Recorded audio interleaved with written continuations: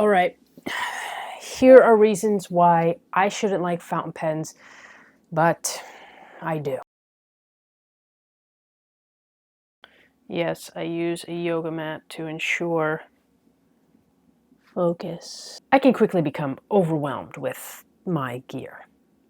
I can also be a little bit rough when I'm in a rush and ideas are coming to me and I need to get them out. Many times I've woken in the middle of the night, scrambling for a scrap of paper and something to write with. Using a fountain pen in the dark, in the middle of the night, is a recipe for disaster. I also like on-the-go writing. No matter what I'm doing, I always want to carry my notebook and pen with me through various places of the house, outside in the yard, on daily adventures. The phone just doesn't cut it. I guess in a practical sense, using a Bic and a field notes would be optimal in these situations, but alas, I am not practical. Somebody on a past video of mine commented that it was emotional support stationery. I like that. What I've realized is that the maintenance and care that comes with a fountain pen is part of the charm, and it makes the handwriting experience all the more precious. It's like I've selected a piece of myself and infused it into the real world. When I go out, I select my pen like I select a prized tool. I can choose to write on a scrap of napkin using barbecue sauce, but that is not writing, that is delirium, and it can only survive in short spurts in the back corner of a Chili's as the meal is winding down. But writing with the knowing maintenance of a fountain pen and the paper that's specifically crafted for it, now that is a delicate dance, an art, a symbiosis working with you to ease the ideas out of your mind in a coherent and satisfying manner. The jury's still out on coherent, but I digress. By all means, save the napkins. I have. But the sustainable writing, the joy of writing, comes when you put just as much care into your tool as you do your mind.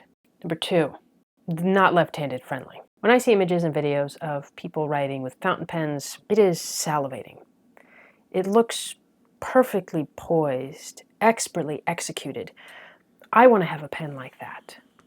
Then there's the way I hold the pen, the dreaded overhook or claw, if you will. But why do left-handed people write like this? It's like watching somebody use a utensil backwards. I've tried writing the dainty way, the pretty way, but my body refuses to move that way and still maintain perfect handwriting. Then there's the infamous smudged palm. You know the kid, from the pinky to the wrist, covered in black ink. I was that kid until I perfected the art of not smudging my hand. Lefties aren't born with the instinct to not drag their caveman fist over the entire page. We have to learn it, gain a sense for it, a sommelier of hand and air tactic. It's made writing with the sensitivities and wet ink of a fountain pen a fun challenge, and I can write in a variety of angles. Mostly I just turn my entire book and write sideways. Messy ink. Number 3, messy ink. This one is subjective, but I think it bears mentioning considering I've seen many people talking about it in videos in various ways. Fountain pens are messy. You're dealing with loose ink, leaking pens, cleaning pens, refilling pens. Sometimes I get ink on my fingers just from uncapping my pen. But I've always worn that ink as a mark of pride. It's different than the careless palm drag of being a lefty. That ruins words. The ink, however, that gets on your fingers from simply handling a fountain pen, well, that signifies you are committed. You are unlocking your mind and bringing into existence with the real power of live ink, the very essence of yourself. And why not wear that ink that spills on your digits with a mark of pride, something akin to watching your child win a trophy? When I see ink on my hand, I know exactly how it got there, why it got there, and what I was preparing to write when it got there. Ink is not forever. If you are a casual writer, this might not be such a detriment, but if you are like me, choosing to write every thought that crosses your mind on a piece of paper or are handwriting an entire novel, then you are going to go through a lot of ink. It's expensive. Though expenses aside, you are probably watching this because of the fountain pen subject matter, and it doesn't matter to you, I guess. We buy ink because we like it, because it scratches an itch, because it unlocks dopamine. I don't know what it is, but it's immensely satisfying, and I will prefer writing with fountain pens and using ink than not. It's impressive to me how much ink I've already used, and that should probably give me anxiety that I'll need to buy ink sooner than later. But for some dumb reason, I'm really excited about that, and I really, really want to use the ink and see it there in the flesh, in the evidence of my work. I could probably buy one really cheap pen from the dollar store and it will probably last me the rest of my life.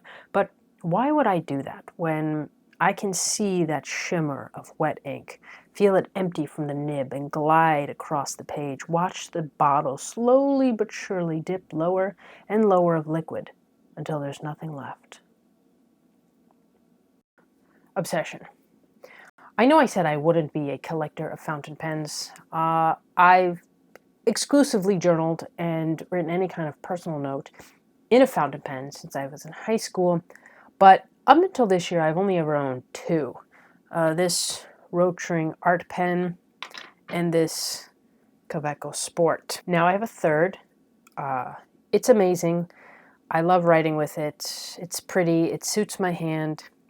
However, now I'm trying to convince myself not to get a pocket-sized brass pen. Also trying to convince myself not to get a beater like Lamy or Twisby. It's a dangerous journey to venture. It, however, has caused me pause.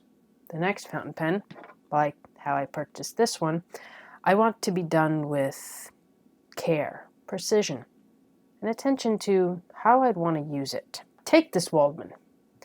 It's definitely fancy, a little too fancy to be an EDC guerrilla style type pen. That has hardly stopped me from packing it in my writing roll and taking it with me to the yard. But this pen was bought with the specific purpose of handwriting a novel in my books. So the next pen, whatever it will have just as much purpose, I hope. Only time will tell. And in some ways, it is about the obsession. I get caught up in it. It brings my entire consuming interest of writing full circle. Because for me, it's not just about the words. It's about the things that allow the words to reach the page. The all-encompassing feeling those objects evoke. And not in a material or consumerist way, but an appreciation, a beauty. The shimmery blueness of this pen that I sometimes want to stare at more than use. And maybe to some that may seem counterintuitive to the very core of writing, that what you use doesn't matter, it's about the ideas. So, I guess for me it's a little less about the ideas. A strange thing to contemplate, because if for whatever reason the only pen to ever exist again was a Bic, would I continue to handwrite? The answer is undoubtedly no. I would probably just switch entirely to typing, mourn the loss of handwriting, and hopefully try to find something else to soothe my brain. So yeah, fountain pens are not for everybody. And I'm not saying you have to use one in order to enjoy handwriting, but if you are using them, then maybe you realize that the fountain pen coexists equally alongside the idea. And honestly, once you start, it's impossible to stop. So that's it. That's all for this one. Thanks for watching. Thanks for tuning in. And I'll be seeing you.